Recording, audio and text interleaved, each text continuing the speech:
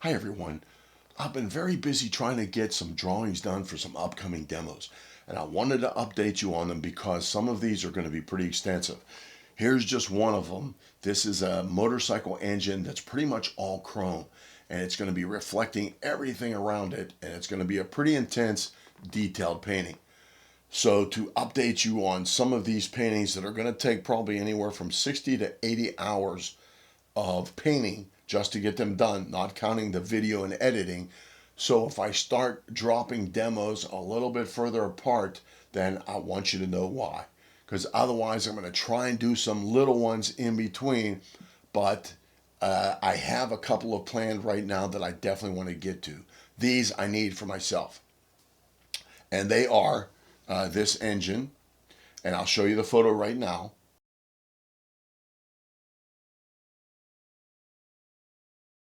And then a couple other ones that I have lined up is finally a black and white pen and ink, and then also some traditional detailed ones and some loose ones. And again, the detailed ones are going to take some time, so please bear with me. Now, what we're going to do today is just a highly reflective grade A bolt. And the reason why I think this would be a challenge and it would be very good for watercolor, because it's a yellow zinc bolt that has some beautiful yellowish greens. I would almost call them like an antifreeze green. It's like a real yellowish green. And then also some rose colors that I'm going to use permanent rose for that color. But we're going to go over some preliminary exercises of understanding how colors are going to be seen on paper, which is very important. But then also we're going to isolate just the colors of the bolt, which is also very important. I don't want any reflective colors that may be around it, but if they're not in the painting, then they may actually look like a part of the bolt themselves. And what I want to do is just isolate the colors of the bolt and then shade it accordingly. Let's go ahead and get started. Okay, let's take a look and see what photographs we're going to be using. Now, they're all three the same, but what I'm going to do is take bits and pieces out of each one, and I'll show you why. We're going to be painting a grade 8 yellow zinc plated hardened bolt. Now, this has some really interesting colors for a watercolor, and remember, what your subject matter is irrelevant to just practicing your watercolor techniques, mixing colors, how much paint versus water you have on the brush. It's all going to make a difference. But now also keep in mind, I only work from my own photos. I know how I photographed it, I know what's going on in the photograph, and I keep a lot of those mental notes in mind. Now, for that reason, here's my first mental note. This is the picture I'm going to be using as the main reference. But what I want to show you is this line right here is actually the white paper going off the photo a little bit, and the edge of the paper is reflecting up into this side of the nut. Now, I wanted to show you that for a reason, how these things change your object that you may be trying to paint. This side of the nut up here is very dark, only because it's reflecting the dark ceiling where I photographed this bolt.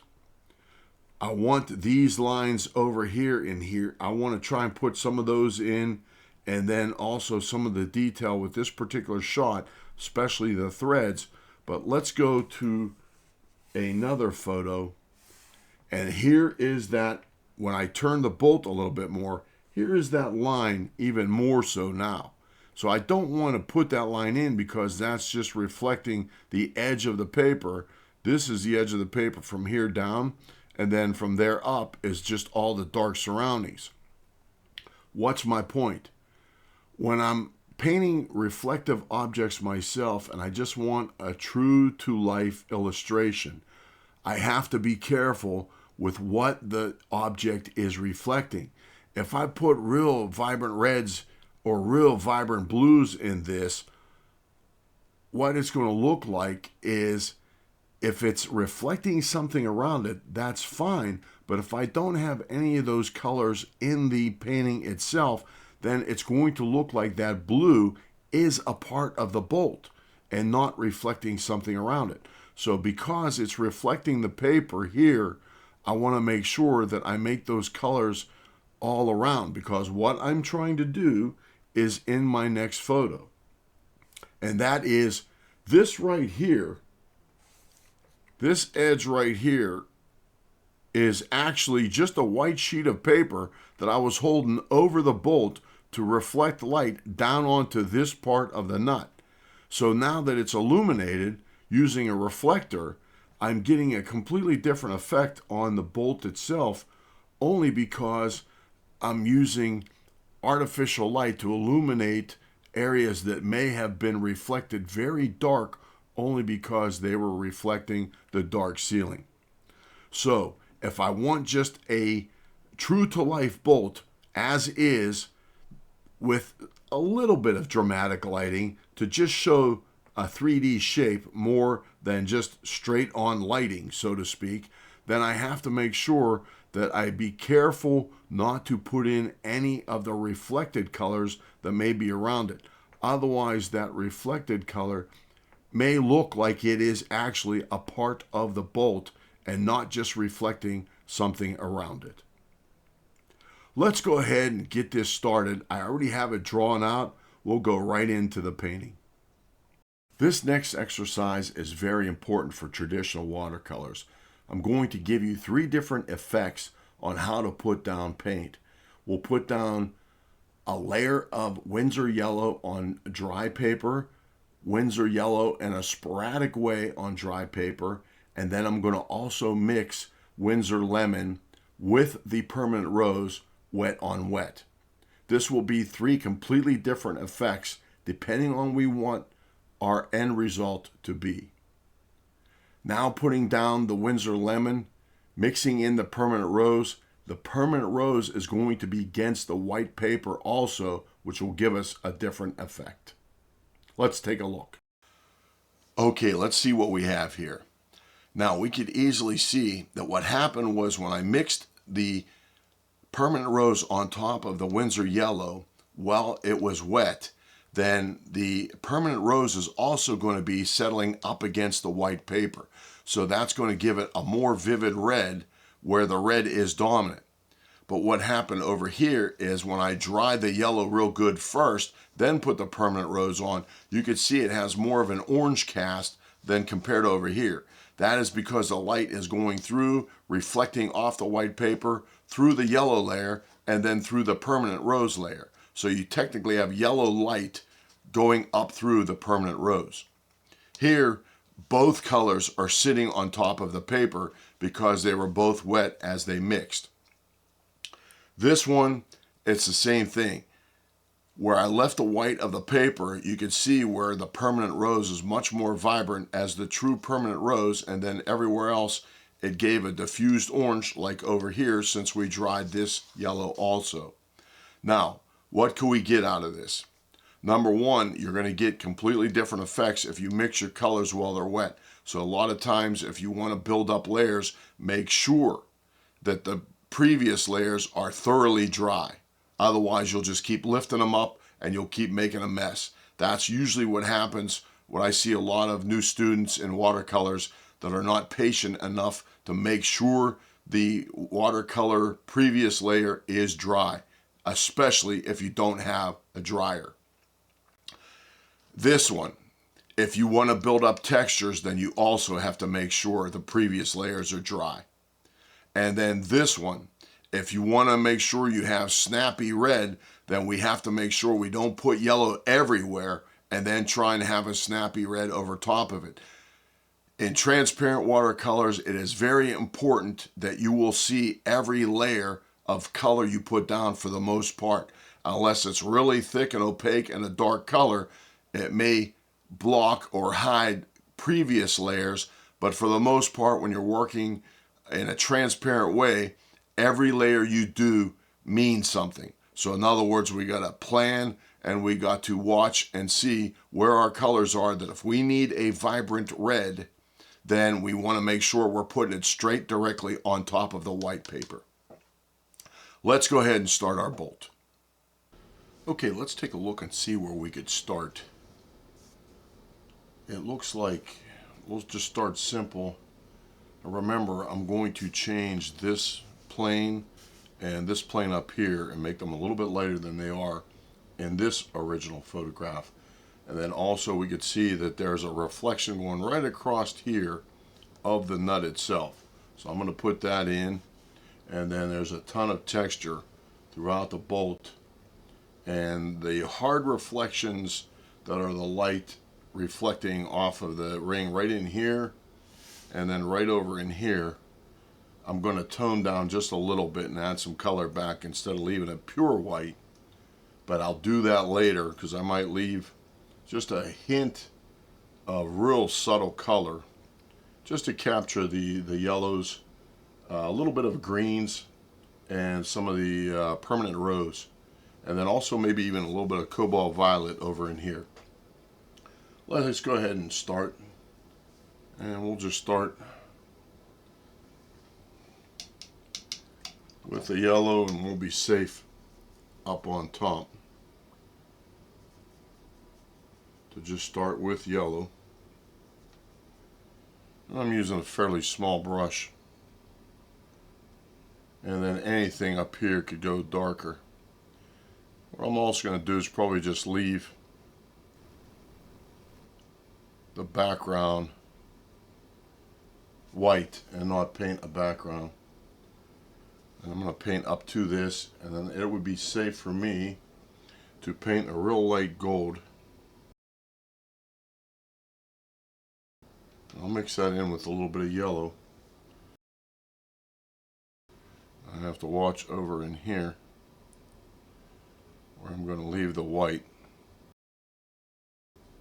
I may scumble it just a little bit, just to leave some white spots behind.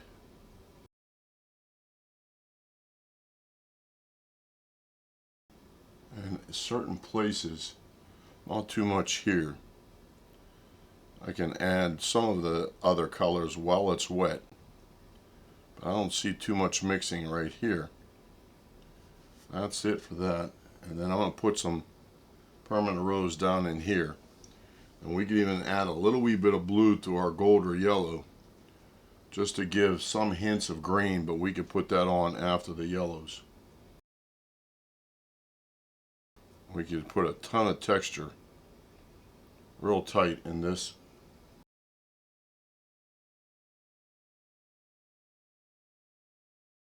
And if the permanent rose is a little bit too bright right now, I could always tone it down later. But if I want to start with bright, I have to put it down on the paper. And if you're unsure of what's going on, best thing to do is just do a little bit at a time, and you'll be okay. And this is going down so light, we'll have plenty of room anyway. I'll leave a little bit of texture over there. This is going to be pretty dark back in here. And then there's some reflection, then there's a ring here. I missed drawing it out. I'm going to go ahead and put that in before I start. Right in here. It's going to come down. I change the thickness just a little bit right there.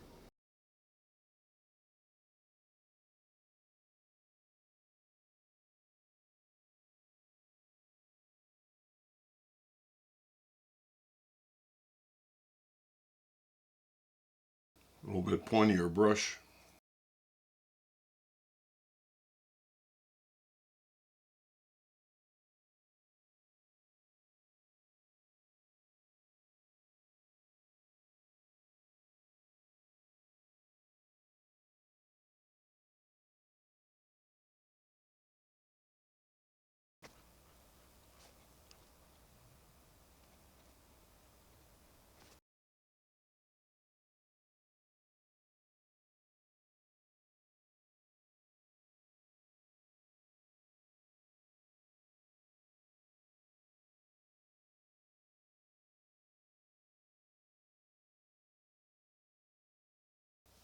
Okay, now I'm leaving this dry back in here because there's a pretty hard line going right through here. So I want to make sure that this dries good before I try to put that hard line in. Otherwise, it'll just keep diffusing out. And this all in here has to go a good bit darker. But I'm going to take it a little bit at a time to try and preserve my hot pink right here on the edge. And then there's even some blues down in here, very subtle blues that really make it look like metal. I'll put those in too. And this has to go a little wee bit darker, but then it'll look darker with an optical mix, only because there's going to be a lot of lines going through this one. And I'll turn it sideways so I can make my lines up and down versus trying to make them sideways. This next speed clip is a little over a minute long, but it is probably about 6 hours of work, just to give you a rough idea of the time frame. What I'm doing now is blocking in just the dominant colors of wherever they may be to get me started. Then I will slowly refine those areas more and more as the paint dries. I want to make sure each layer dries well if I need sharp edges. If it's a diffused area, then I may put wet into wet, or even put down a light layer of clear water and then go back in with my color. I used just a basic guideline across the entire bolt to give me a rough idea of where my cylindrical shadows are going to appear. Now working on the reflection of the nut itself, I may need to point out that that is a 7/8 inch nut that the bolt is sitting on, but it is a 3/4 inch bolt. So in the drawing, if the nut on the bolt looks a little bit smaller than the nut that the bolt is sitting on, that is because it is a bigger nut. Now just working in with the threads, I may readjust the curvatures of the threads themselves to make sure they look more parallel, because again, in a mechanical drawing, everything has to be leaning towards perfect. Unlike nature, there are no parallel lines or straight edges or right angles in nature. Everything is whatever. Mechanical, however, we have to be more precise just to keep that mechanical look. Okay, let's take a look and see what we have. Now this is pretty well done as far as values go. I may go in and try and straighten out some edges, maybe put some light white back over some of the pink and rose colors. The head may go a little bit darker. And what I'll do though also is clean up the edges, get rid of those pencil lines, and that'll change things a lot. I always try and do that before I finish the painting completely, because I want to know where my edges are, and sometimes they're pretty tough to tell. Like right up in here, if I get rid of that, let's do that right now. We'll go ahead and just clean this up.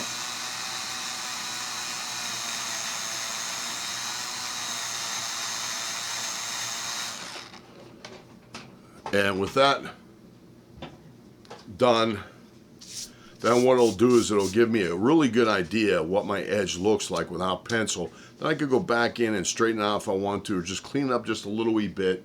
And then later on I'll put real small white pits in the metal itself, just how it's showing on our photograph itself. And then the threads, I'll keep on trying to clean them up, as far as just making sure I try to keep them as parallel as possible. And then this white line, I can even go a little bit thicker later on with some opaque white, only because that thread does have some thickness. In other words, it goes up, across, and then down. The very edge of the thread doesn't come to a perfect point. It actually has some thickness to it.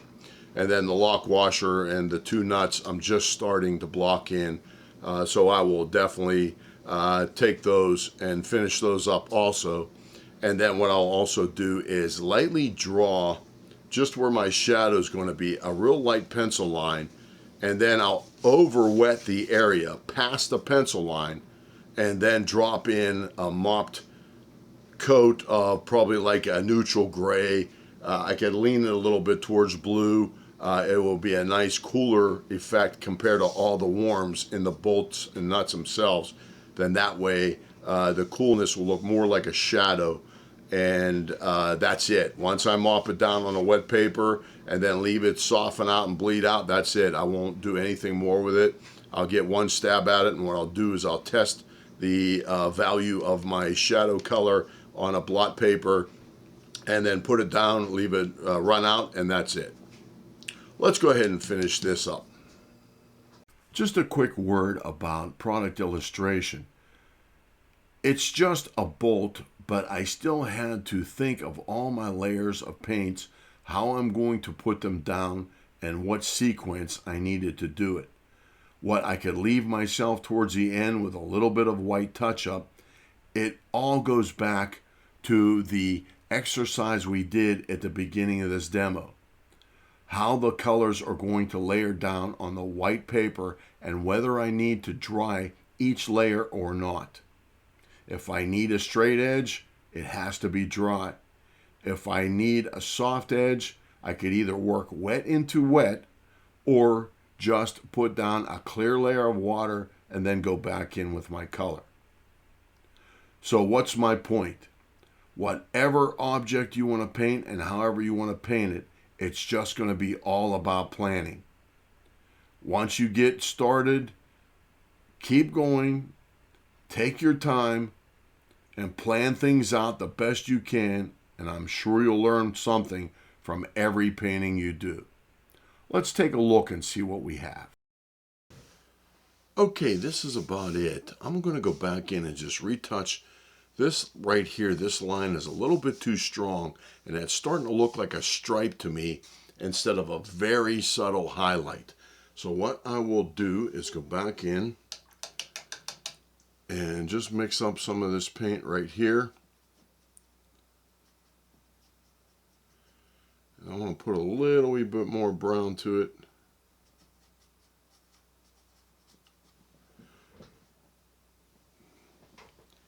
And I'm going to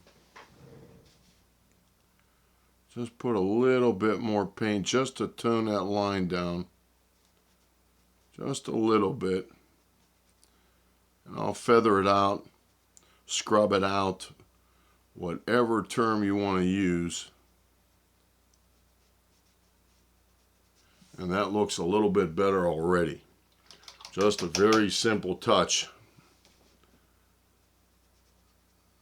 Hardly any paint put down at all, but it will make quite a difference. And I do like these synthetic brushes a lot. They're the Mimic Kolinsky. They're holding up really well for a synthetic brush. This one I use to do the shadow. It's okay. It's a good brush, Oasis, New York Central, but the bristles are pretty long, and it is a synthetic, but because of that, it's real floppy. And I like brights. This would be considered a flat, but I don't know if I could get bright in this type of a brush. The only reason why is when they're real floppy like that, it's hard to scrub or just move paint around once you put it down. Now, again, this is just a basic bolt, but I had to do a lot of planning as to how I'm going to put my colors down and then just where I'm going to go from that, and to try and keep it looking mechanical. We'll go ahead and take off the tape. And again, just to let you know, while I'm doing this, I have some pretty in-depth paintings coming up, so please keep in mind that if I don't put out a painting for a while, that's why, because they are going to be a more in-depth paintings that will, like I said, take anywhere from a minimum, I would say, of 60 to 80 hours. And that is just the painting time. This tape's holding out pretty good. What I mean by that is that I'm looking at the tape as I peel it, and what I'm seeing is no paper fibers on the tape, And the reason why I was watching for that this time, there's a little wee piece right there just at the very end. But what I was watching for this time is because some of these paintings, I drew them out quite some time ago and just leave them sit until I finally paint them. And sometimes if you leave some tape stick for a while, they get a little bit more brutal to try and remove. But this one is holding out pretty good, and it's still not getting overly tacky as it sits for a while. And I'm probably saying at least a week or two. Here is the finished product. Just put in just a basic shadow, and then again, just so in case you've seen, I'm going to put a 1/4 inch border light pencil line around the whole way, and then my mat board would cover that up. And that's how I'm going to do my paintings from here on in. This one, again, I always do this with every painting. I put it aside, and if I have the time, then I will just look it over, make sure I don't see anything that catches my eye, or if I need to adjust something, just even in the most simplest, even just adjusting that little wee highlight across the top, in my opinion, made all the difference in the world. So some little touch-ups here and there could really snap something up towards the end. It's without a doubt the icing on the cake at this point. So, until I see you again out in a field or back at the studio, thank you very much for watching. I'm not sure what painting will be out next, but if I start getting into the big ones, I'm going to try and put smaller ones out in between. But the big ones will be pretty extensive. So in other words, they may even be a good bit longer video also, just to cram all those hours of painting into it, even if there's a lot of speed painting involved. Please like, subscribe, and thank you very much for watching.